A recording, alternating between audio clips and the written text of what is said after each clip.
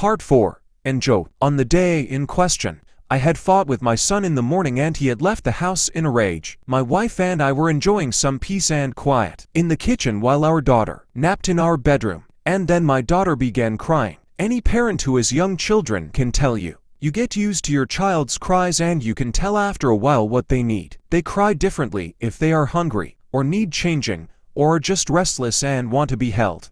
Babies can communicate pretty well before they can speak. This cry was none of those things. This cry was terror. The second we heard it, my wife and I were both up out of our chairs and running to the room. The door was locked, of course, and it took a few seconds to get the right key and get it open. My son was in the room. We lived in a bungalow, and the bastard had climbed in the window to get to her. He was standing over her crib with a steak knife in his hand. I have no idea where he got it. It wasn't one of ours. We controlled our knives very carefully and always kept them in locked drawers. I think he may have stolen it from one of our neighbors' houses. He had broken her skin twice already, once in the belly area and once on her arm. I could see blood running down. When I entered the room, he was dragging the back of the knife down her face, not cutting, almost tickling her with it, teasing her while she screamed. He looked up at us and smiled. Before I knew what I was doing, I was already moving, running to put myself between them.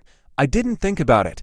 I just moved instinctively. Even with that, my wife got there faster. It was like a movie on fast forward.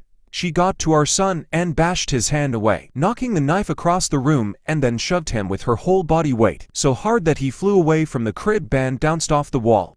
I picked up my daughter and held her while my wife screamed us. I could see her shaking, almost convulsing. I can remember the smell of the room, the sound of my daughter screaming and wailing, the look on my son's face as he stood there. Just nothing. Blank, dead. There was nothing in his eyes, no emotion. He looked like an alien to me. I watched my wife take a step toward him. I could have reached out and stopped her, but I didn't. She stepped forward again, very close to him. I could have stopped her again, but I didn't. She waited, looking at him for maybe 3 to 5 seconds without moving. And then she punched him in the face. Now until this point, you may have been picturing my wife as a typical woman. Small frame, dainty, delicate. This is not the case. My wife does have a small frame, but dainty and delicate she is not. Never has been since I've known her. Since her early teens, my wife has been a boxer.